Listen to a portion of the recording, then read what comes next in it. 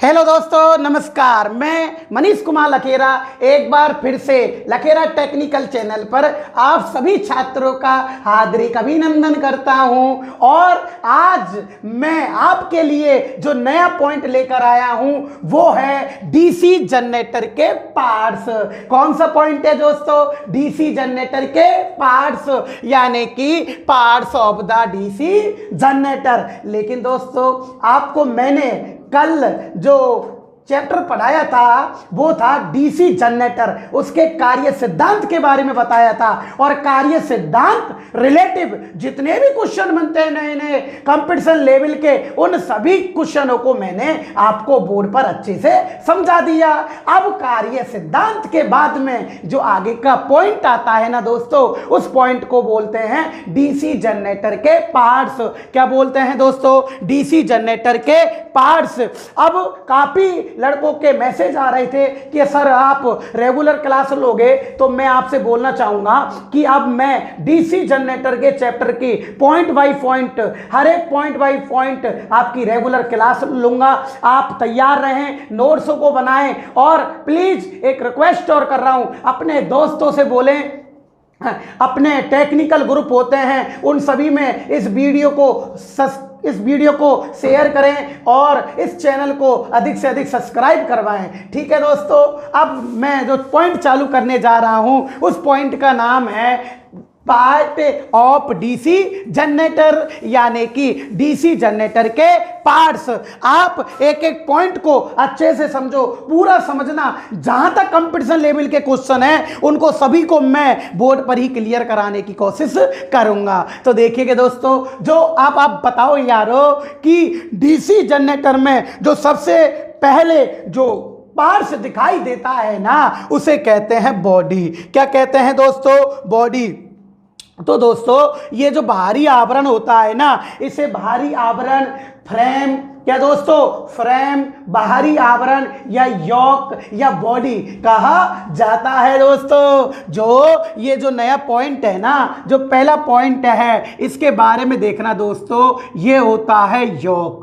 क्या होता है दोस्तों? यॉक। अच्छे से पढ़ना। क्या होता है दोस्तों? यॉक। ये मशीन की यॉक होती है। अब याद रखना दोस्तों, जो मशीन की बॉडी यानी कि जो यॉक होता है ना, वो मुख्य रूप से, कैसे रूप से?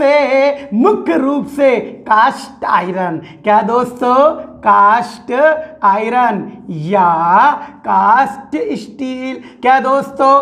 कास्ट स्टील की बनाई जाती है। किसकी बनी होती है दोस्तों? कास्ट आयरन या कास्ट स्टील की बनाई जाती है। तो मशीन की यॉक है ना दोस्तों, जो कास्ट आयरन या कास्ट स्टील की बनाई जाती है दोस्तों। अब याद रखना आप लोग, जो मेन पॉइंट है इसका वो है कि छोटी मशीन की बॉडी, जो छोटी मशीन होती है ना दोस्तों, कौन सी मशीन? छोटी मशीन। जो छोटी मशीन होती है ना, इसकी जो बॉडी होती है वो दोस्तों कास्ट आयरन की बनी होती है। किसकी बनी होती है दोस्तों? कास्ट आयरन की। तो याद रखना मेरे दोस्तों, जो छोटी मशीन की बॉडी होती है वो किसकी बनी होती है? कास्ट आयरन की बनी होती है। और जो बड़ी मशीन की बॉडी होती है दोस्तों, कैसी? बड़ी मशीन। जो बड़ी मशीन की बॉडी होती है ना, बड़ी मशीन की बॉडी, कितने अच्छे हैं आप, देखिएगा दोस्तों। बड़ी मशीन की जो बॉडी होती है ना, यह मुख्य रूप से कास्ट स्टील की बनाई जाती है। किसकी बनाई जाती है दोस्तों? कास्ट स्टील की। अब देखो दोस्तों आप कि मशीन की जो बॉडी होती है इसे यॉक कहा जाता है। क्या कहते हैं दोस्तों? यॉक, जो कि कास्ट आयरन या कास्ट स्टील की बनाई जाती है। बड़ी मशीन की, छोटी मशीन की बॉडी को किसका बनाते हैं दोस्तों? कास्ट आयरन का। और बड़ी मशीन की बॉडी को किसका बनाओगे? कास्ट स्टील का। यानी कि छोटी मशीन की बॉडी कास्ट आयरन की और बड़ी मशीन की बॉडी कास्ट स्टील स्टील की बनाई जाती है। अब क्यों भाई ऐसा क्या होता है, तो मैं बताता हूँ। कास्ट आयरन की अपेक्षा कास्ट स्टील की चुंबकशीलता अधिक होती है, और जब बड़ी मशीन होती है तो मशीन बड़ी होने के कारण उसमें वजन भी अधिक होता है। तो क्या होता है, जब कास्ट आयरन की अपेक्षा कास्ट स्टील की चुंबकशीलता अधिक होती है, तो चुंबकशीलता अधिक होने के कारण मशीन का वजन कम हो जाता है। मशीन का क्या कम हो जाता है, वजन कम हो जाता है। इसलिए बड़ी मशीन की बॉडी को हमेशा किसका बनाओगे दोस्तों, कास्ट स्टील का। ये मोस्ट क्वेश्चन है, और यह क्वेश्चन राजस्थान लाइनमैन 18 के पेपर में भी आ चुका है कि बताओ बड़ी डीसी मशीन की बॉडी किसकी बनी होती है। तो बड़ी डीसी मशीन की बॉडी है ना दोस्तों, वो किसकी बनेगी, कास्ट स्टील की, और छोटी किसकी बनेगी, कास्ट आयरन की। यहां तक कंप्लीट हो गया ना। अब देखो, अब जो पॉइंट है ना इसका जो पॉइंट है, इसका पॉइंट नेक्स्ट है वर्क। वर्क यानी दोस्तों कार्य। इसका कार्य क्या होता है, तो आपको भी पता है दोस्तों कि बताओ चुंबक के ध्रुव होते हैं ना, देखो N S N S, ये चुंबक के ध्रुव है ना सब। ये बताओ बोल्टों की सहायता से बॉडी से कसे होते हैं, किससे कसे हैं होते हैं दोस्तों, बॉडी से। अच्छे से देखो, आपको सब दिखाई दे रहा है कि बताओ चुंबक के ध्रुव होते हैं ना, चुंबक के जो ध्रुव होते हैं वो बोल्टों की सहायता से बॉडी से कस दिए जाते हैं। इसके लिए इसका मतलब हुआ, जो पहला इसका जो कार्य होता है ना, जो ध्रुवों को आधार प्रदान करना, ध्रुवों को क्या प्रदान करना, आधार प्रदान करना। बोलो सही है ना, ध्रुवों को आधार प्रदान करना। पहला क्या कार्य हो गया दोस्तों, ध्रुवों को आधार प्रदान करना। और इस बॉडी का जो दूसरा कार्य है, आपको पता है कि मशीन की पूरी बॉडी है ना, मशीन की जो पूरी बॉडी है, ये मशीन के अंदर के जो पार्ट्स होते हैं ना, मशीन के अंदर के पार्ट्स होते हैं, उनकी बाहरी क्षति से सुरक्षा करती है। सही है ना दोस्तों, जो बाहरी क्षति होती है उससे मशीन के जो अंदर के पार्ट्स हैं ना, उनकी सबकी, ये जो अंदर के पार्ट्स है, ये पूरी बॉडी इनकी क्या करेगी दोस्तों, सुरक्षा करती है। तो इसका दूसरा काम हो गया मशीन के, किसके दोस्तों, मशीन के जो आंतरिक पार्ट्स होते हैं। मशीन के कौन से पार्ट्स होते हैं, आंतरिक पार्ट्स होते हैं, उनकी यह क्या करती है, सुरक्षा। क्या करती है दोस्तों, सुरक्षा। यहाँ तक समझ में आ गया ना, क्या करती है दोस्तों, सुरक्षा। और जो तीसरा जो मेन है, इसको वेरी वेरी इंपॉर्टेंस लगाना, आपको वेरी वेरी मोस्ट, यही क्वेश्चन पेपर के एग्जाम में आता है। हमेशा यही पूछा जाता है कि मशीन की जो बॉडी होती है ना, इसका क्या कार्य होता है। तो मैं बता दूं, आपको पता है ना कि यह क्या काम करती है, अधिकतम, क्या दोस्तों, अधिकतम, अभी समझाऊंगा, पहले बता रहा हूं मैं। अधिकतम चुंबकीय फ्लक्स, क्या दोस्तों, अधिकतम चुंबकीय फ्लक्स गुजारने के लिए, अधिकतम चुंबकीय फ्लक्स गुजारने के लिए, सब कुछ समझ में आएगा। अधिकतम चुंबकीय फ्लक्स गुजारने के लिए निम्न, क्या दोस्तों, निम्न, क्या दोस्तों, निम्न रिलक्टेंस, इसको नोट करना है, निम्न रिलक्टेंस, क्या दोस्तों, निम्न रिलक्टेंस। और रिलक्टेंस को बोलते हैं दोस्तों प्रतिष्ठिम्ब, क्या बोलते हैं दोस्तों, प्रतिष्ठिम्ब या प्रतिरोध, सॉरी, प्रतिष्ठिम्ब या प्रतियास, क्या बोलते हैं दोस्तों, प्रतियास या अनिच्छा। क्या बोलते हैं दोस्तों, अनिच्छा। क्या बोलते हैं दोस्तों, अनिच्छा। अब याद रखना कि अधिकतम चुंबकीय फ्लक्स गुजारने के लिए निम्न रिलक्टेंस यानी कि प्रतिष्ठिम्ब, प्रतियास, अनिच्छा, क्या दोस्तों, अनिच्छा का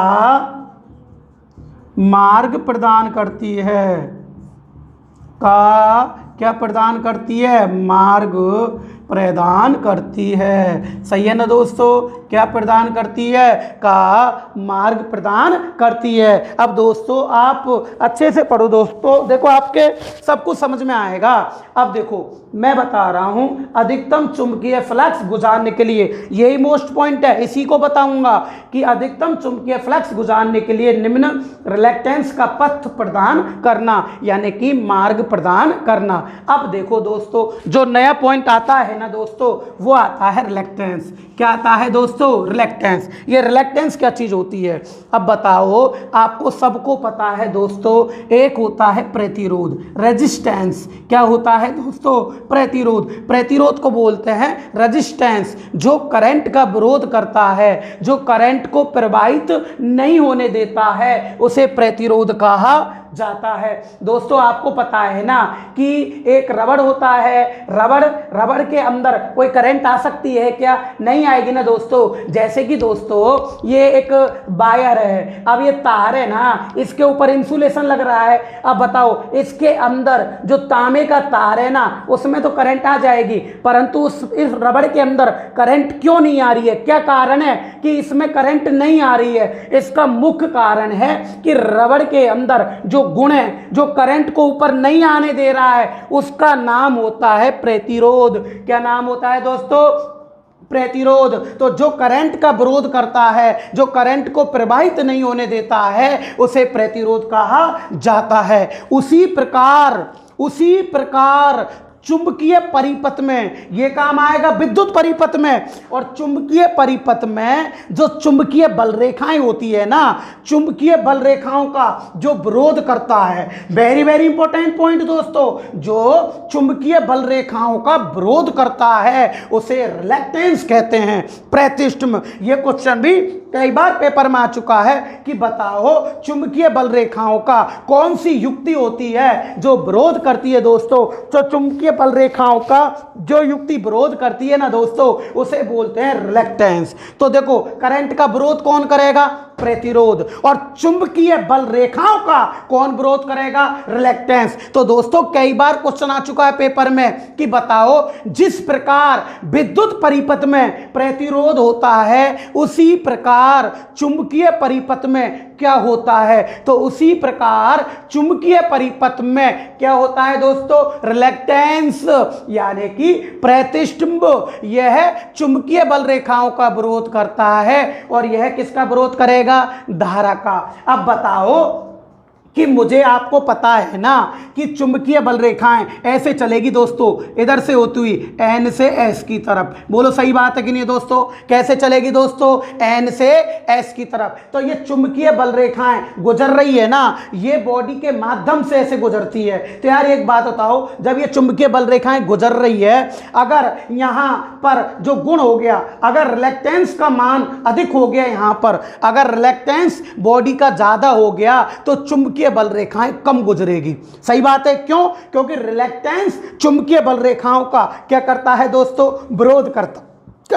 क्या करता है दोस्तों? विरोध। तो हमेशा ध्यान रखना, कोई भी जनरेटर हो, है एसी जनरेटर हो या डीसी जनरेटर हो, कोई सी भी मोटर हो, इनके अंदर हम चाहते हैं कि हमेशा चुंबक अधिक बनना चाहिए ताकि यह अच्छी प्रकार से कार्य कर सके। अब आपको पता है कि जनरेटर के अंदर जितना चुंबकीय फ्लक्स बनेगा उतना ही वोल्टेज का उत्पादन होता है। अगर रिलेक्टेंस का मान ज्यादा हो गया तो चुंबकीय बल रेखाएं कम गुजरेगी। जब चुंबकीय बल रेखाएं कम गुजरेगी तो जनरेटर के अंदर कम वोल्टेज का उत्पादन होता है। इसलिए हमेशा रिलेक्टेंस का मान क्या होना चाहिए दोस्तों? कम होना चाहिए। क्या होना चाहिए दोस्तों? कम होना चाहिए। और आपको भी पता है, ये एक पॉइंट और यहां बताता हूं, ये ट्रांसफार्मर की कोर है दोस्तों।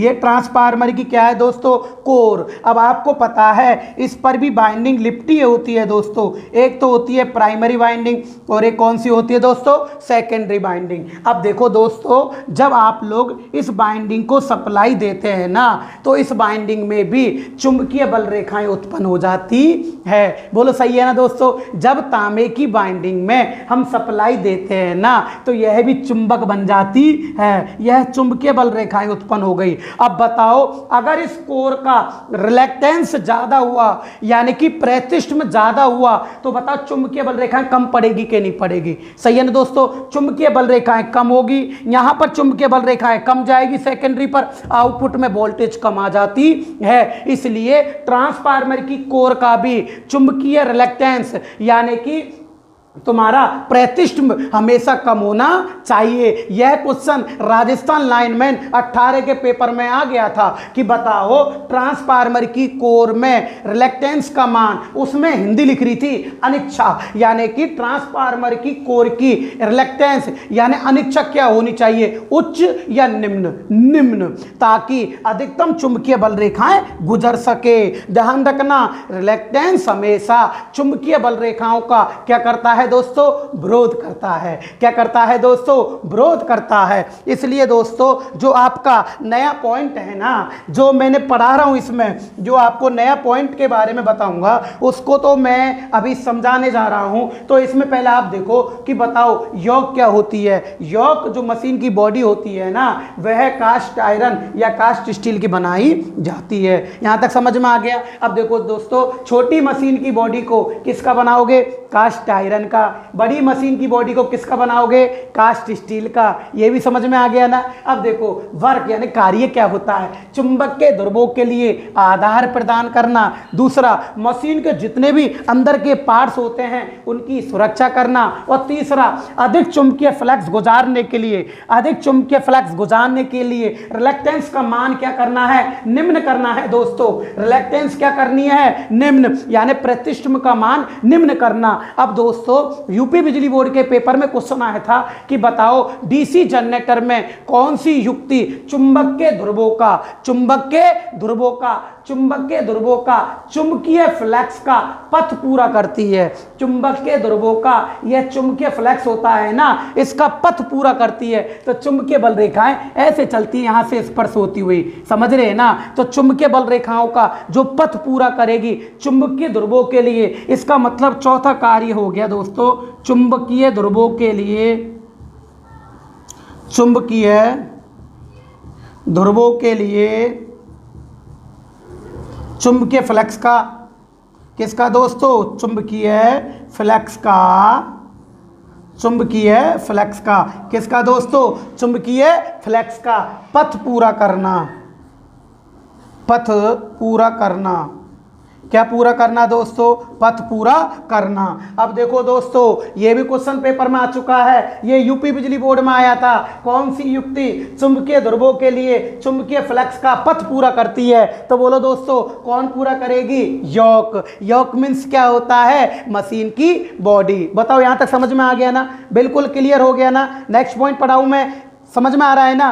तो देखो अगला जो पॉइंट होता है इसका, ये होते हैं, देखो सबसे पहले तो बॉडी होती है। सबसे पहले क्या होती है दोस्तों? बॉडी।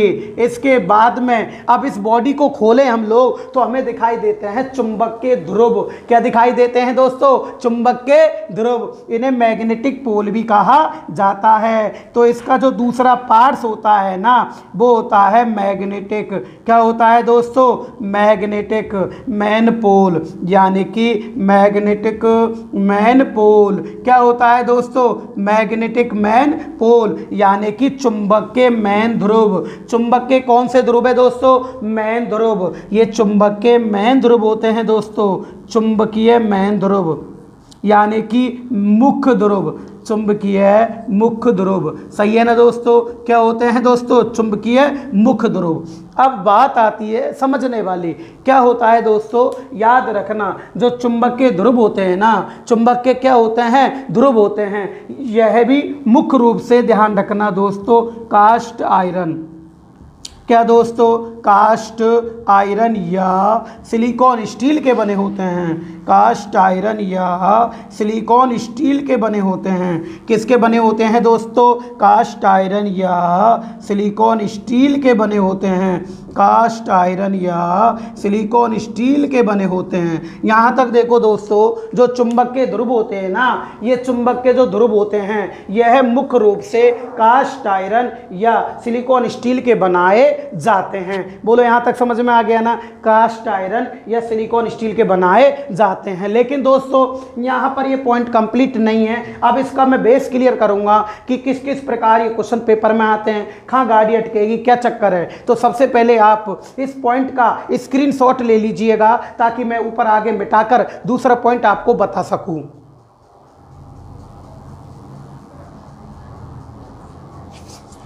हाँ जी दोस्तों, ले लिया ना आपने सबने।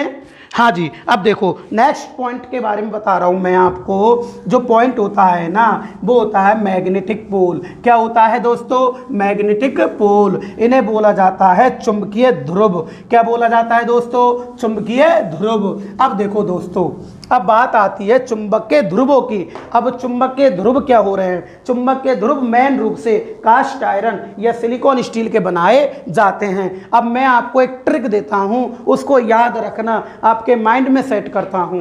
अब याद रखो दोस्तों, देखो इससे तो आप समझेंगे नहीं, इससे अच्छा बेटर समझेंगे। पहले इसको बता देता हूं मैं। देखो ये वाइंडिंग है, क्या है दोस्तों? वाइंडिंग। अब आपको एक बात बताऊं ना मैं कि कोई भी पार्ट्स है जिस पर बाइंडिंग लिपट रही है, जैसे कि आर्मेचर के खांचों में बाइंडिंग होती है, ट्रांसफार्मर की कोर के ऊपर बाइंडिंग होती है, चुंबक के ध्रुवों पर बाइंडिंग होती है, आर्मेचर के खांचों में बाइंडिंग होती है। आप कोई सी मशीन देखना जिस पर बाइंडिंग होती है ना, वह पार्ट्स पत्तियों का बना होता है। किसका बना होता है दोस्तों? पत्तियों का बना होता है, यानी कि उसको लैमिनेटेड किया जाता है। क्या किया जाता है दोस्तों? लैमिनेटेड किया जाता है। अब वो क्या चीज है, क्यों करते हैं, क्या कारण है, उसकी बात सुनो दोस्तों।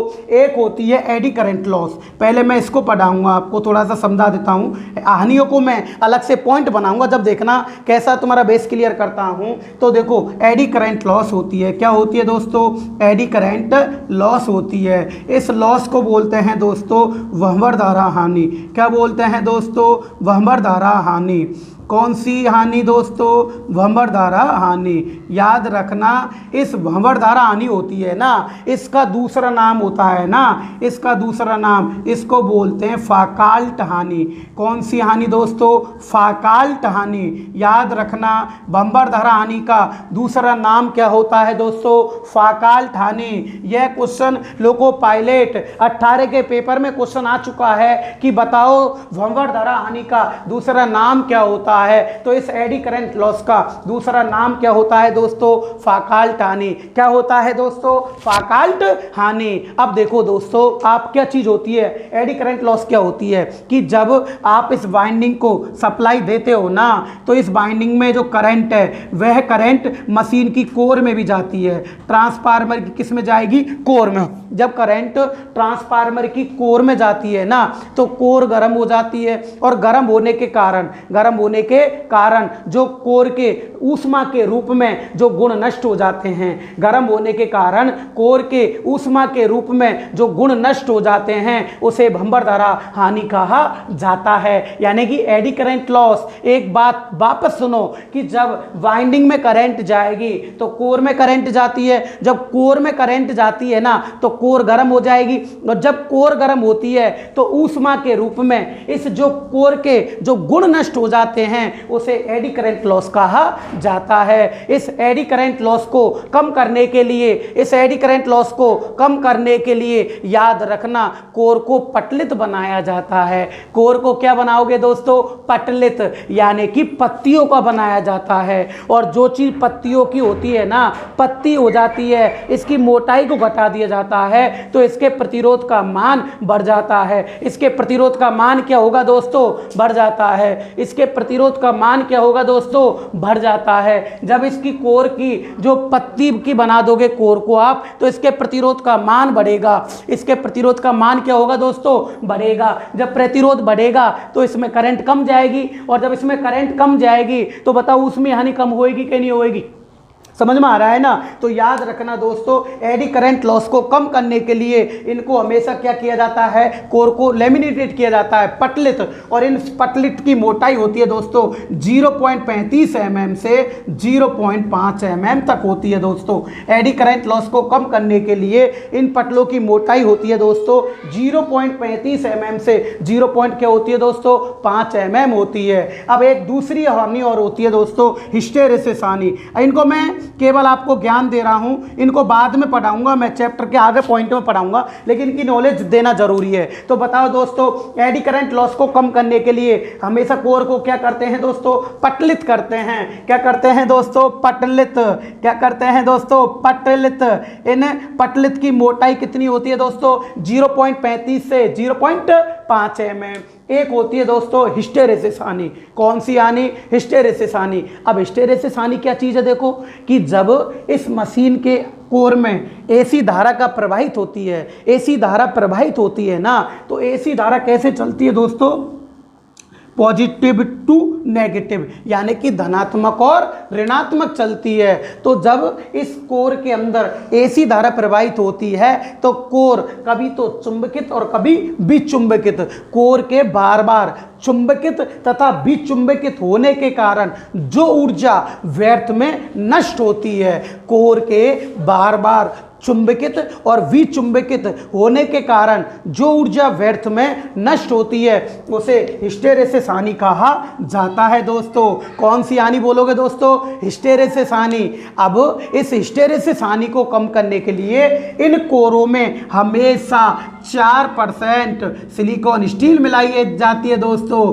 कितने परसेंट दोस्तों, 4% क्या मिलाई जाती है दोस्तों, सिलिकॉन स्टील। यह क्वेश्चन भी कई बार आ चुका है पेपर में, राजस्थान लाइनमैन में, डीएमआरसी में, सब में क्वेश्चन आ चुका है। बताओ मशीन के अंदर हिस्टेरेसिस हानि को कम करने के लिए क्या करना चाहिए। तो हिस्टेरेसिस हानि को कम करने के लिए कितने परसेंट सिलिकॉन स्टील मिलाई जाती है, 4%। समझ गए, सिलिकॉन स्टील क्यों, क्योंकि इसकी चुंबकशीलता सबसे अधिक होती है। जब चुंबकशीलता सबसे अधिक होगी तो यह कोर बार बार विचुंबक नहीं बन पाती है। समझ रहे हैं ना आप। तो हिस्टेरेसिस हानि को कम करने के लिए 4% सिलिकॉन स्टील मिलाई जाती है। और एडी करंट लॉस को कम करने के लिए कोर को क्या बनाते हैं दोस्तों, पटलित। और पटलों की मोटाई दोस्तों 0.35 mm से 0.5 mm होती है दोस्तों।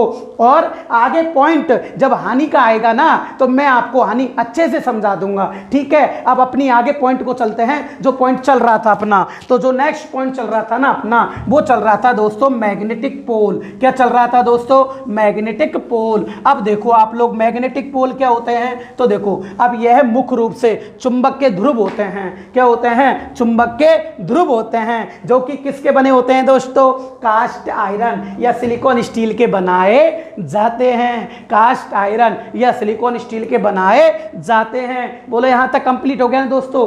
अब देखो इसका कार्य देखो दोस्तों, कार्य क्या दोस्तों, कार्य देखो, आपको पता है कि इन चुंबक के ध्रुवों पर भी वाइंडिंग होती है। चुंबक के ध्रुवों पर क्या होगी दोस्तों, वाइंडिंग। तो चुंबक के ध्रुवों पर ये जो वाइंडिंग होती है ना, ये जो वाइंडिंग होती है इसे फील्ड वाइंडिंग कहा जाता है। कौन सी दोस्तों, फील्ड वाइंडिंग। तो याद रखना मेरे दोस्तों कि जनरेटर के जो ध्रुव होते हैं ना, इन पर कौन सी वाइंडिंग लिपटी होती है, फील्ड वाइंडिंग। इसका मतलब इनका पहला कार्य हो गया दोस्तों फील्ड वाइंडिंग को, किसको दोस्तों, फील्ड वाइंडिंग को आधार प्रदान करना।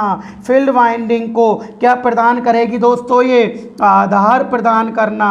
क्या प्रदान करेगी दोस्तों, ये आधार प्रदान करना। समझ में आ रहा है ना कि फील्ड वाइंडिंग को आधार प्रदान करना। दूसरा आपका बताया ना, मैंने आपको भी बताया ना कि अधिक चुंबक बनाने के लिए रिलेक्टेंस का मान हमेशा कम होना चाहिए। क्यों, क्योंकि रिलेक्टेंस चुंबकीय बल रेखाओं का विरोध करता है। अगर रिलेक्टेंस, अगर प्रतिष्ठिम्ब अगर ज्यादा हो गया तो चुंबक के ध्रुव में कम चुंबक बनेगा।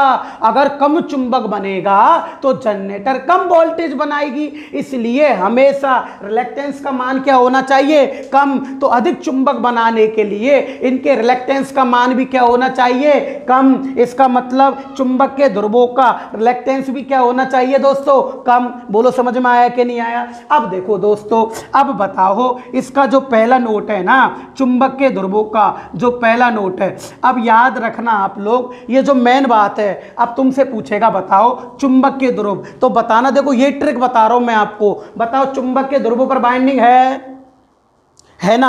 इसका मतलब जब चुंबक के ध्रुवों पर वाइंडिंग है तो इसमें करंट जाएगी, चुंबक के ध्रुवों में भी करंट जाएगी फील्ड वाइंडिंग की। जब इसमें करंट जाएगी तो इसमें दो प्रकार की हानि जरूर होगी, एक तो एडी करंट लॉस और एक हिस्टेरेसिस लॉस। इसका मतलब एडी करंट लॉस को कम करने के लिए, सही बात है ना दोस्तों, एडी करंट कौन सी दोस्तों, एडी करंट लॉस को कम करने के लिए इनको जो ध्रुव होते हैं इनको क्या बनाया जाएगा दोस्तों, पटलित। क्या बनाया जाएगा दोस्तों, पटलित।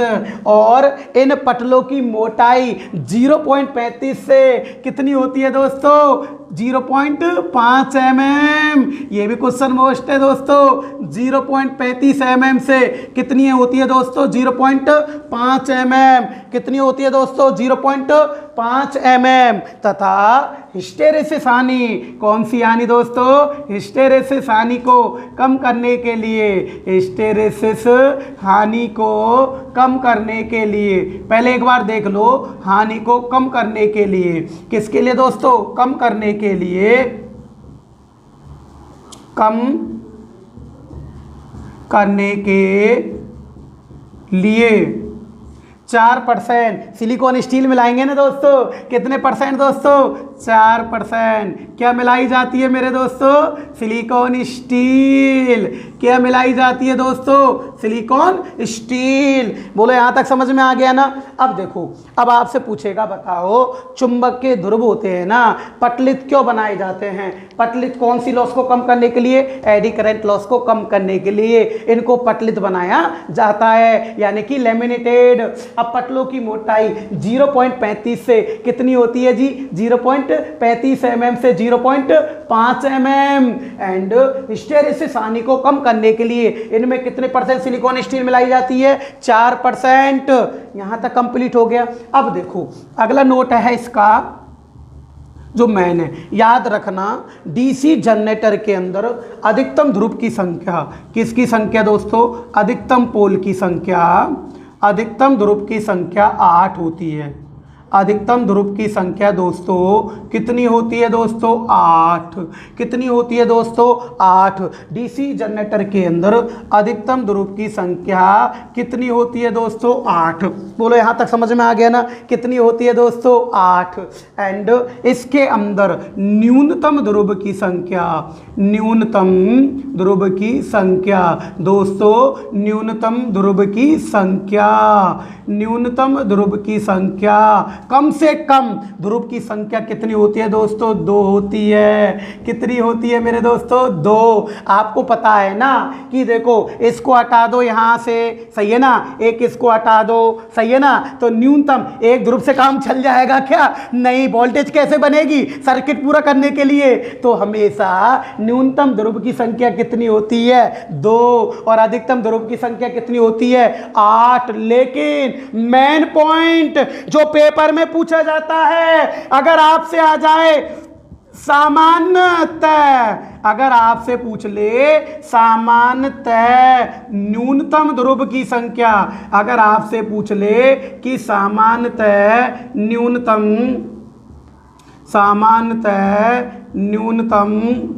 कैसी दोस्तों, न्यूनतम ध्रुव की संख्या अगर आपसे पूछ ले, सामान्यतः न्यूनतम ध्रुव की संख्या, ये मैन है दोस्तों, न्यूनतम ध्रुव की संख्या 4 होती है। ध्यान रखना दोस्तों, सामान्यतः कंडीशन में हम चाहते हैं कि इस जनरेटर के अंदर वोल्टेज अधिक बने, इसलिए मेरे दोस्तों अगर क्वेश्चन में ये लिखा गया है सामान्यतः, क्या लिखा गया है दोस्तों, सामान्यतः, तो याद रखना मेरे दोस्तों, सामान्यतः न्यूनतम ध्रुव की संख्या 4 होती है दोस्तों। कितनी होती है, 4। ये मेन कंपटीशन का क्वेश्चन है और यूपी बिजली बोर्ड के टेक्नीशियन 2 के पेपर में भी आ चुका है कि सामान्यतः न्यूनतम ध्रुव की संख्या कितनी होती है, तो सामान्यतः कितनी होती है, 4। और अगर पूछ ले आपसे सामान्यतः नहीं दे, और अगर पूछे न्यूनतम ध्रुव की संख्या कितनी, तो न्यूनतम ध्रुव की संख्या कितनी होती है 2, और अधिकतम ध्रुव की संख्या कितनी होती है दोस्तों 8 होती है। बताओ यहां तक समझ में आया कि नहीं आया। अगला अगर क्वेश्चन आपसे ये हो गया ना, आपके समझ में आ गया ना। अब इससे 2 क्वेश्चन रिलेटिव करा देता हूं मैं। तो देखो अगर क्वेश्चन आपसे पूछे कि बताओ डीसी जनरेटर के अंदर, डीसी जनरेटर में चुंबकीय ध्रुव यानी कि मुख्य पोल किसके बने होते हैं, मुख्य पोल किसके बने होते हैं, ये क्वेश्चन अगर आ जाए बने होते हैं। बोलो सही है ना दोस्तों। डीसी जनरेटर में मुख्य पोल किसके बने होते हैं, तो देखो मुख्य पोल मेन पोल होते हैं कास्ट आयरन या सिलिकॉन स्टील के। अगर आपके पास में ऑप्शन हो दोस्तों ऐसे ऑप्शन है, तो देखो पहला ऑप्शन है दोस्तों कास्ट आयरन। क्या है दोस्तों कास्ट आयरन, क्या है दोस्तों कास्ट आयरन। इसका बी ऑप्शन है देखो दोस्तों तांबा, बी क्या है दोस्तों तांबा। सी देखो दोस्तों सी में है दोस्तों चांदी, सी में क्या है दोस्तों चांदी। और डी में है दोस्तों अभ्रक, क्या है दोस्तों अभ्रक। तो आपको पता है ना डीसी जनरेटर के मुख्य पोल किसके बने होंगे कास्ट आयरन के, किसके बने होंगे दोस्तों कास्ट आयरन के। लेकिन दोस्तों अगर ऑप्शन दूसरा आए, ऑप्शन अगर चेंज होकर आए आपके पास में कि बताओ डीसी जनरेटर के मुख्य पोल किसके बने होते हैं, अगर ऐसा क्वेश्चन आए दोस्तों तो देखो दोस्तों option number A cast iron, क्या है दोस्तों कास्ट आयरन। और बी में दोस्तों देखो बी में सिलिकॉन स्टील, बी में क्या है दोस्तों सिलिकॉन स्टील, क्या है दोस्तों सिलिकॉन स्टील। सी में देखो दोस्तों सी में चांदी, और डी में देखो दोस्तों डी में तांबा, डी में क्या है दोस्तों तांबा।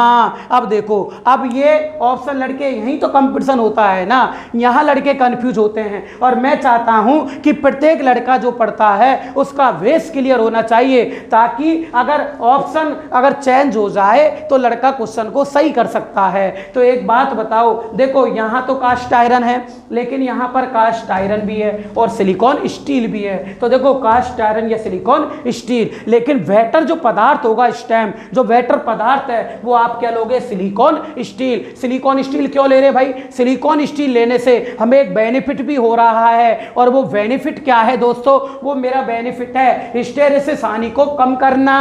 क्या बेनिफिट है दोस्तों हिस्टैरिसीस हानि को कम करना।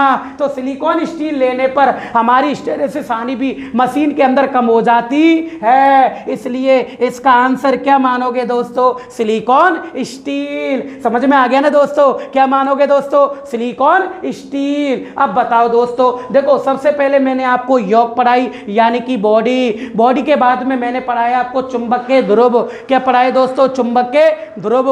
फिर मैंने बताया चुंबक के ध्रुव किसके बने होते हैं कास्ट आयरन या सिलिकॉन स्टील के बनाए जाते हैं। इनका काम क्या होता है दोस्तों, देखो काम देखो दोस्तों कि फील्ड वाइंडिंग इन चुंबक के ध्रुवों पर लिपटी होती है, यानी कि फील्ड वाइंडिंग को आधार प्रदान करना। फील्ड वाइंडिंग को क्या प्रदान करना, आधार प्रदान करना। बताया ना दोस्तों फील्ड वाइंडिंग को क्या प्रदान करना, आधार प्रदान करना। दूसरा काम इन चुंबक के ध्रुवों में अधिक चुंबक बनाने के लिए रिलक्टेंस का मान हमेशा कम होना चाहिए। समझ में आया ना दोस्तों। अब बताओ एडी करंट लॉस को कम करने के लिए इन्हें क्या बनाया जाएगा पटलित, और पटलों की मोटाई 0.35 से 0.5 mm होती है। और दोस्तों हिस्टैरिसीस हानि को कम करने के लिए, हिस्टैरिसीस हानि को कम करने के लिए इसमें 4% सिलिकॉन स्टील मिलाई जाती है। सही है ना दोस्तों, 4% क्या मिलाओगे सिलिकॉन स्टील। अब देखो अधिकतम ध्रुवों की संख्या कितनी होगी 8, और न्यूनतम ध्रुवों की संख्या 4। लेकिन जो मेन पॉइंट है दोस्तों, जो इसका मेन है ना, अगर क्वेश्चन में सामान्यतः लिखा जाए, क्या आ जाए दोस्तों सामान्यतः, तो सामान्यतः न्यूनतम ध्रुवों की संख्या कितनी होती है 4। कितनी होती है दोस्तों 4। अब देखो डीसी जनरेटर में मुख्य पोल किसके बने होते हैं, है ना दोस्तों। डीसी जनरेटर में मुख्य पोल किसके बने होते हैं, तो मुख्य पोल किसके बने होंगे, कास्ट आयरन के। क्यों, क्योंकि इसमें सिलिकॉन स्टील ऑप्शन में नहीं है। अगर इसमें देखो कास्ट आयरन और सिलिकॉन स्टील, तो वेटर पदार्थ होगा वो कौन सा होगा दोस्तों, सिलिकॉन स्टील। सिलिकॉन स्टील क्यों होगा दोस्तों, क्योंकि सिलिकॉन स्टील पर प्रयोग लेने से कौन सी हानि कम हो रही है दोस्तों, हिस्टेरिसिस हानि। कौन सी दोस्तों, हिस्टेरिसिस हानि। बताओ आपके समझ में आया कि नहीं आया दोस्तों, 2 पॉइंट क्लियर हुए कि नहीं हुए। तीसरा पॉइंट पे आ जाऊं फिर मैं इसको, तो देखो दोस्तों जो तीसरा जो पॉइंट है ना, जो तीसरा जो नेक्स्ट पॉइंट है, इसको भी देखो दोस्तों। जो इसका तीसरा पॉइंट है, अच्छे से पढ़ना, एक एक चीज समझाऊंगा आपको।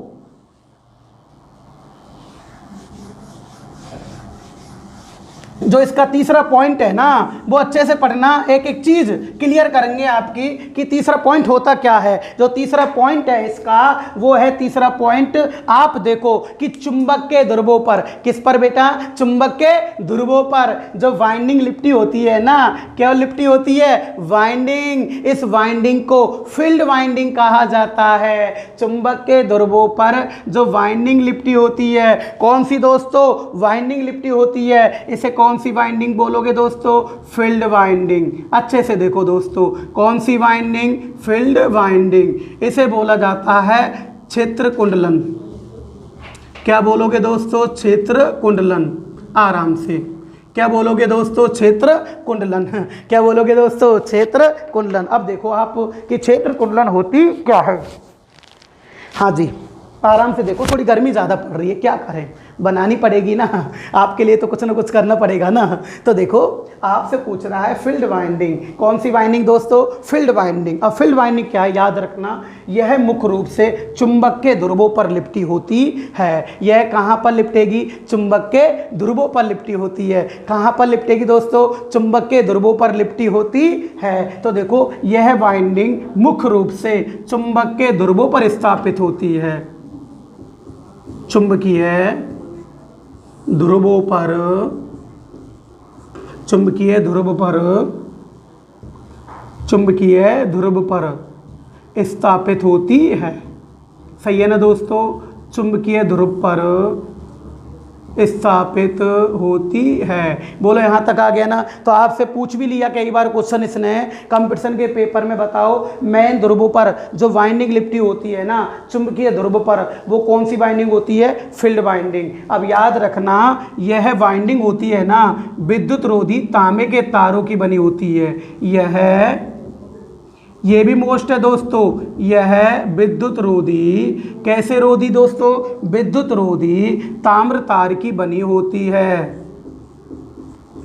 सही है दोस्तों, बताओ किसकी बनेगी, विद्युत रोधी ताम्र तार की बनी होती है। सही है ना दोस्तों, विद्युत रोधी ताम्र तार की बनी होती है। बोलो समझ में आ रहा है ना दोस्तों, यह बाइंडिंग किसकी बनी होती है दोस्तों, विद्युत रोधी ताम्र तार की बनी होती है। अब देखो दोस्तों, आपको पता है ना कि क्या काम होता है, जब इस फील्ड वाइंडिंग में करंट जाएगी, फील्ड वाइंडिंग में क्या जाएगी दोस्तों, करंट। जब इस फील्ड वाइंडिंग में करंट जाएगी तो इस करंट के कारण ये चुंबक के ध्रुव हैं, ये चुंबकित हो जाते हैं। बोलो समझ में आ रहा है ना दोस्तों कि फील्ड वाइंडिंग में करंट प्रवाहित करने पर यह चुंबक के ध्रुवों को चुंबकित कर देती है। इसका मतलब होता है फील्ड वाइंडिंग का क्या कार्य हुआ, फील्ड वाइंडिंग का क्या काम हुआ, फील्ड वाइंडिंग का कार्य हुआ है कि चुंबक के ध्रुवों को चुंबकित करना। चुंबक के ध्रुवों को क्या करना है, चुंबकित, यानी कि चुंबक के ध्रुवों को चुंबकित करना, यानी कि चुंबकीय ध्रुवों को कार्य, इसका क्या है दोस्तों, कार्य। कार्य देखो आप लोग, इसका जो वर्क है यानी कि चुंबकीय ध्रुव, क्या है दोस्तों, चुंबकीय ध्रुव। देखो आराम से, चुंबकीय ध्रुव को चुंबकित करना। फील्ड वाइंडिंग का क्या काम है, चुंबकीय ध्रुवों को चुंबकित करना। अब देखो दोस्तों, चुंबकीय ध्रुवों को क्या करना है, चुंबकित करना। बोले यहां तक समझ में आ गया ना। चुंबक के ध्रुवों को क्या करना है दोस्तों, चुंबकित करना। यहां तक समझ में आ गया। अब देखो मोस्टली एक बार और बताऊंगा, बताओ फील्ड वाइंडिंग कौन सी होती है, जो चुंबक के मेन ध्रुवों पर लिपटी होती है, जो चुंबक के मुख्य ध्रुवों पर लिपटी होती है उसे फील्ड वाइंडिंग कहा जाता है दोस्तों।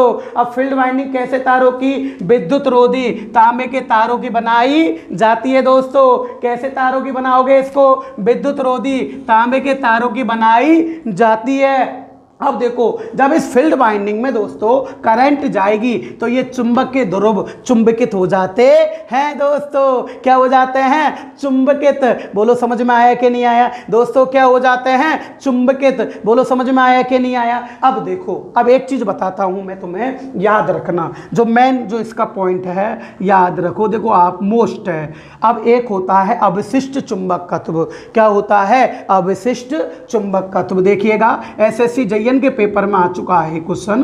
देखो दोस्तों अवशिष्ट चुंबक कत्व क्या होता है दोस्तों, अवशिष्ट चुंबक कत्व। ये क्या चीज है कि जब किसी लोहे का टुकड़ा होता है ना, क्या होता है, लोहे का टुकड़ा होता है। अब देखो लोहे के टुकड़े यानी कि कास्ट आयरन यानी ढलवा लोहा का चुंबक के ध्रुव हैं। अब आपको पता है कि जब इसमें करंट जाएगी तो ये चुंबक के ध्रुव चुंबक बन जाते हैं। लेकिन आपके पता नहीं समझ में आए क्या नहीं आए, मैं ऐसे बता देता हूँ। ये कोई लोहे का टुकड़ा है और इस पर वाइंडिंग लिपट रही है। क्या लिपट रही है दोस्तों, वाइंडिंग। अब देखो दोस्तों जब इस वाइंडिंग में करंट जाएगी तो लोहे का टुकड़ा चुंबकित हो जाता है। सही है दोस्तों, क्या हो जाता है दोस्तों, चुंबकित। और जब इसको करंट अगर सप्लाई दोगे तो कुंडली चुंबकित बनेगी, तो कोर भी चुंबकित हो जाती है। अगर सप्लाई को हटा दिया जाता है, सप्लाई को क्या कर दिया जाता है दोस्तों, हटा दिया जाता है, तो सप्लाई को हटाने के कारण इस ये कोर होती है ना, इसमें यह भी चुंबक बन जाती है, परंतु इसमें कुछ गुण चुंबक के शेष रह जाते हैं। कुछ गुण किसके रह गए, चुंबक के शेष रह जाते हैं। इसे अवशिष्ट चुंबकत्व कहा जाता है दोस्तों। एक बार और देखो दोस्तों कि जब इस फील्ड वाइंडिंग में करंट दी जाती है तो कोर चुंबक बन जाती है, और जब इस फील्ड वाइंडिंग की करंट को हटा दिया जाता है तो यह विचुंबक हो जाता है। कैसे हो जाएगा, विचुंबक, परंतु इसके अंदर कुछ गुण चुंबक के शेष रह जाते हैं। कुछ गुण किसके शेष रह जाते हैं, चुंबक के शेष रह जाते हैं। इसे अवशिष्ट चुंबकत्व कहा जाता है। क्या कहेंगे दोस्तों, अवशिष्ट चुंबक कत्व। परंतु आप देखो ऐसी स्थिति जनरेटर में भी होती है। जब चुंबक के ध्रुवों में करंट जाती है तो ये चुंबक बन जाते हैं, परंतु जब करंट को हटा दिया जाता है तो यह भी चुंबक बन जाते हैं, परंतु इनके अंदर कुछ गुण चुंबक के शेष रह जाते हैं, उन्हें अवशिष्ट चुंबकत्व कहा जाता है। अब बात क्या आती है, कई दिन हो जाते हैं, यानी कि साल 6 महीने हो गए हैं, साल 6 महीने तक आपने जनरेटर को प्रयोग नहीं लिया है। जब जनरेटर को प्रयोग नहीं लेते हैं तो चुंबक के ध्रुवों में दोस्तों ये अवशिष्ट चुंबकत्व था ना, ये धीरे धीरे समाप्त हो जाता है। धीरे धीरे क्या हो जाएगा दोस्तों, समाप्त। धीरे धीरे क्या हो जाएगा दोस्तों, समाप्त हो गया। अब दोस्तों जब तक इसमें अवशिष्ट चुंबकत्व नहीं आएगा, जब तक इसमें अवशिष्ट चुंबकत्व नहीं आएगा तो जनरेटर वोल्टेज नहीं बना पाता है। तो इसमें अवशिष्ट चुंबकत्व प्राप्त करने के लिए, अवशिष्ट चुंबकत्व बनाने के लिए इस फील्ड वाइंडिंग को कुछ समय के लिए डीसी सप्लाई से जोड़ा जाता है। यह क्वेश्चन दिल्ली मेट्रो के पेपर में भी आ गया कि जनरेटर में अवशिष्ट चुंबकत्व समाप्त हो गया है, इसे पुनः प्राप्त करने के लिए क्या करना चाहिए। तो अवशिष्ट चुंबकत्व प्राप्त करने के लिए, अवशिष्ट चुंबकत्व प्राप्त करने के लिए फील्ड वाइंडिंग को, कौन सी बेटा, फील्ड वाइंडिंग को, किसको दोस्तों, फील्ड वाइंडिंग को, अच्छे से देखो आप लोग, फील्ड वाइंडिंग को डीसी सप्लाई प्रदान की जाती है। डीसी सप्लाई प्रदान की जाती है। कौन सी सप्लाई प्रदान करोगे दोस्तों? डीसी सप्लाई प्रदान की जाती है। जब इसको डीसी सप्लाई दोगे तो चुंबक के ध्रुव चुंबकित हो जाते हैं और अवशिष्ट चुंबकत्व प्राप्त हो जाता है। अब याद रखना दोस्तों, यह भी सबसे मोस्ट क्वेश्चन है जो कि एसएससी जेईएन के पेपर में आ चुका है कि अवशिष्ट चुंबकत्व प्राप्त करने के लिए फील्ड वाइंडिंग को जो डीसी सप्लाई प्रदान की जाती है ना, इस क्रिया को नोट करना दोस्तों, सबसे मोस्ट, इस क्रिया को फ्लैशिंग का कार्य कहते हैं। इस क्रिया को किसका कार्य कहते हैं दोस्तों? फ्लैशिंग का कार्य कहते हैं। इस क्रिया को फ्लैशिंग का कार्य कहते हैं दोस्तों। यह भी मोस्ट है, याद रखना। इस क्रिया को कौन सा कार्य कहोगे? फ्लैशिंग का कार्य कहते हैं। इस क्रिया को कौन सा कार्य कहोगे? फ्लैशिंग का कार्य, याद रखना। यह भी एसएससी जेईएन के पेपर में आ चुका है कि अवशिष्ट चुंबकत्व प्राप्त करने के लिए फील्ड वाइंडिंग को डीसी सप्लाई प्रदान की जाती है। इस क्रिया को क्या बोलोगे दोस्तों? फ्लैशिंग का कार्य। अब बताओ, जैसे ये चुंबक बन जाता है तो इस फील्ड वाइंडिंग के कारण चुंबक के ध्रुव भी चुंबकित हो जाते हैं। तो इस फील्ड वाइंडिंग में जब आप करंट देते हो ना, तो फील्ड वाइंडिंग चुंबकित हो जाती है। फील्ड वाइंडिंग क्या हो जाती है? चुंबकित। तो याद रखना दोस्तों, ये भी मोस्ट बनता है, यानी कि फील्ड फ्लैक्स यानी कि फील्ड वाइंडिंग का जो फील्ड फ्लैक्स है ना, इसके वितरण का आकार, याद रखना दोस्तों। फील्ड वाइंडिंग का जो फ्लैक्स है, जो पूरे जनरेटर में प्रयोग होगा, उसका आकार, फील्ड फ्लैक्स के वितरण का जो आकार होता है ना दोस्तों, क्या होता है? आकार जो होता है वो फ्लैट टॉप, कैंसर दोस्तों, फ्लैट टॉप मोस्ट बनता है दोस्तों। फ्लैट टॉप क्या है दोस्तों? फ्लैट टॉप यानी कि चपटा शीर्ष। क्या है दोस्तों? चपटा शीर्ष। क्या है दोस्तों? चपटा शीर्ष या समलंबाकार। कैसा दोस्तों? समलंबाकार प्रकार का होता है। कैसा होता है दोस्तों? समलंबाकार यानी कि चपटा शीर्ष या समलंबाकार प्रकार का होता है। अब याद रखना दोस्तों, यह क्वेश्चन भी राजस्थान बिजली विभाग 2018 के पेपर में, क्वेश्चन आ चुका है। और वो क्वेश्चन था कि फील्ड फ्लैक्स के वितरण का आकार डीसी जनरेटर में कैसा होता है? फील्ड फ्लैक्स के वितरण का आकार डीसी जनरेटर में कैसा होता है? तो वो आकार होता है फ्लैट टॉप यानी कि चपटा शीर्ष। अगर चपटा शीर्ष ऑप्शन में नहीं है, चारों ऑप्शन में नहीं है, तो क्या मिलने वाला है? समलंबाकार। कैसा होता है दोस्तों? समलंबाकार। बताओ, आपके फील्ड वाइंडिंग समझ में आई कि नहीं आई दोस्तों? समझ में आ गई ना दोस्तों? तो एक बार और दोस्तों, सबसे पहले क्या होती है? यॉक के बाद में चुंबक के ध्रुव होते हैं ना दोस्तों। चुंबक के ध्रुव के बाद में फील्ड वाइंडिंग। कौन सी वाइंडिंग दोस्तों? Field winding. तो दोस्तों, इसका भी आप स्क्रीनशॉट लीजिएगा ताकि मैं नेक्स्ट पॉइंट पढ़ा सकूं। स्क्रीनशॉट लीजिएगा दोस्तों। मजा तो आ रहा है ना पढ़ने में? प्लीज दोस्तों, चैनल को सब्सक्राइब करो, अपने दोस्तों से बोलो दोस्तों, अपने दोस्तों को बताओ कि किस प्रकार की क्लास चल रही है दोस्तों। तो स्क्रीनशॉट लीजिएगा। हाँ जी दोस्तों, ले लिया ना। अब देखो, अगला पॉइंट होता है, जो तुम्हारा अगला पॉइंट है ना, उसको भी पढ़ा रहे हैं। आराम से देखो, एक एक चीज बताएंगे ना, आपके सारा कुछ समझ में आएगा। आप नोट्स बनाते चलो, आप चैप्टर को देखना किस प्रकार सेट करता हूं। अब देखो, अब बताना, आपको पता है। अब अच्छे से देखो, अगला जो पॉइंट है ना दोस्तों, वो है पोल शू। क्या है दोस्तों? पोल शू। देखो दोस्तों, अगला पॉइंट है ना पोल शू यानी कि ध्रुव शू। कौन सा पॉइंट है बेटा? ध्रुव शू। ये पॉइंट भी मोस्ट बनता है, ध्रुव शू क्या होते हैं? तो देखो, आपको पता है ना, ये चुंबक का ध्रुव N, ये चुंबक का ध्रुव S, ये चुंबक का ध्रुव N, ये चुंबक का ध्रुव S। सही है ना? अब आपको भी पता है कि चुंबक के ध्रुवों का जो चुंबकीय फ्लक्स है ना, वो आर्मेचर पे आएगा।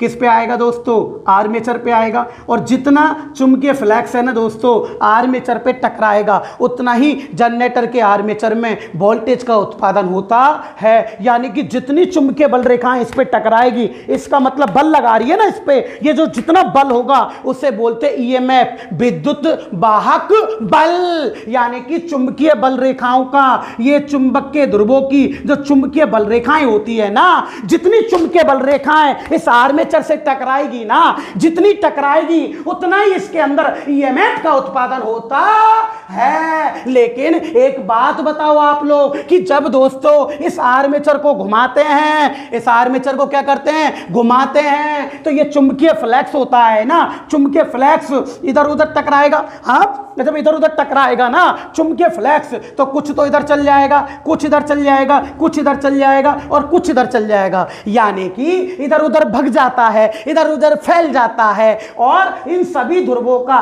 चुंबकीय फ्लक्स आर्मेचर पर समान रूप से नहीं आता है। क्यों आएगा भाई समान रूप से, कैसे आएगा बताओ तुम। गैप है ना, खाली स्थान है यहाँ पर, कुछ चुंबकीय बल रेखाएं हो गई, कुछ चुंबकीय बल रेखाएं इधर गई, इधर टकरा के इधर ही रह गई, इधर टकरा के इधर ही रह गई। तो कभी कहां तो कम और कहां ज्यादा कुछ असमान चुंबक आएगा आर्मेचर पे। बोलो सही बात है कि नहीं है। तो क्या करते हैं दोस्तों, अब देखो चित्र को आराम से आप लोग देखो, खाली स्थान है ना, इसमें क्या है दोस्तों, खाली स्थान है ना।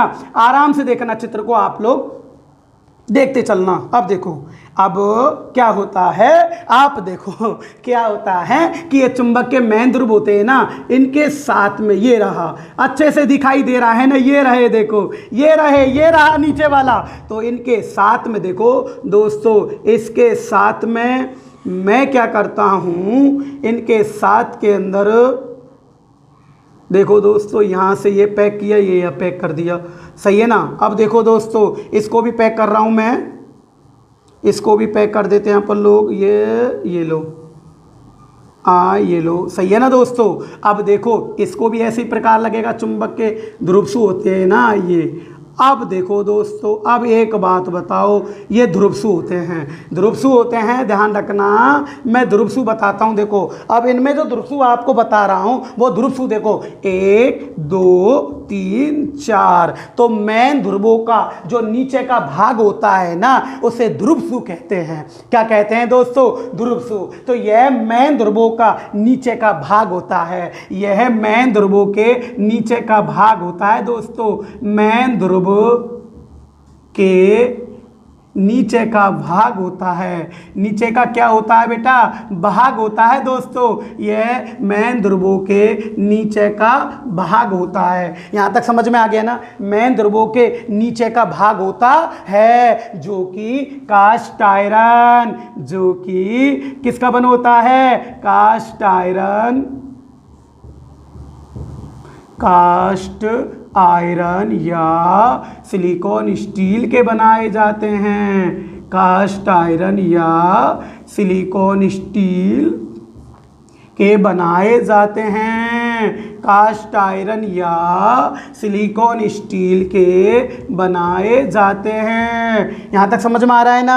देखो पोल्सू होते हैं ना, यह कास्ट आयरन या सिलिकॉन स्टील के बनाए जाते हैं। अब देखो दोस्तों, जो मेन है, मेन जो सब्जेक्ट है इसका, जो मेन प्रॉब्लम्स आती है लड़कों को, तो एक बात बताओ दोस्तों, वर्क, मेन वर्क, कार्य, ये सबसे ज्यादा मोस्ट प्रॉब्लम्स है, सबसे ज्यादा क्वेश्चन आता है। पोल्सू का क्या कार्य होता है। जब आप लोगों ने देखो दोस्तों पोल्सू नहीं लगा रखे थे तो स्थान खाली था, इसमें से चुंबकीय बल रेखाएं इधर उधर जा रही थी, और जब तुमने पोल्सू लगा दिए थे ना, क्या लगा दिए दोस्तों, पोल्सू। अब देखो, अब मेरे को बताओ, आप लोग देखना अच्छे से, अब बताओ, ये जब पोल्सू लगा दिए हैं आप लोगों ने, जब ये पोल्सू लगा दिए हैं तो बताओ अब चुंबकीय बल रेखाएं क्या बाहर निकल सकती है क्या, नहीं। तो ये पूरा जो चुंबकीय फ्लक्स है, जो ये ध्रुवों का जो चुंबकीय फ्लक्स है पूरा, ये समान रूप से आर्मेचर पर आएगा कि नहीं आएगा।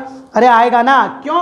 क्योंकि रास्ता तो बिल्कुल पैक कर दिया तुम लोगों ने। तो पूरा चुंबकीय फ्लक्स आर्मेचर पर समान रूप से आता है। इसका मतलब सबसे मोस्ट क्वेश्चन यही होता है कि जनरेटर के अंदर समान चुंबकीय फ्लक्स का वितरण कौन करता है? समान, चारों तरफ से बंद कर दिया इसने पूरा सिस्टम, तो समान रूप से जो चुंबक आएगा ना उसे बोलते हैं पोलसू। क्या बोलते हैं दोस्तों? पोलसू। तो याद रखना यह समान यानी कि समरूप, क्या दोस्तों? समरूप जो चुंबकीय फ्लक्स है, समरूप चुंबकीय फ्लक्स का जो वितरण करेगा ना, फ्लक्स का वितरण करेगा, वो कौन करेंगे दोस्तों? ध्यान रखना, पोलसू। कौन करेंगे दोस्तों? पोलसू। तो याद रखना, आपसे कहीं क्वेश्चन पूछ ले कि पोलसू का क्या कार्य होता है, तो समान रूप से चुंबकीय फ्लक्स का वितरण करना। दूसरा कार्य देखो दोस्तों, फील्ड वाइंडिंग। दूसरा कार्य देखो दोस्तों, फील्ड वाइंडिंग। नीचे से चौड़ा हो चुका है दोस्तों, ये फील्ड वाइंडिंग नीचे से चौड़ा हो गया,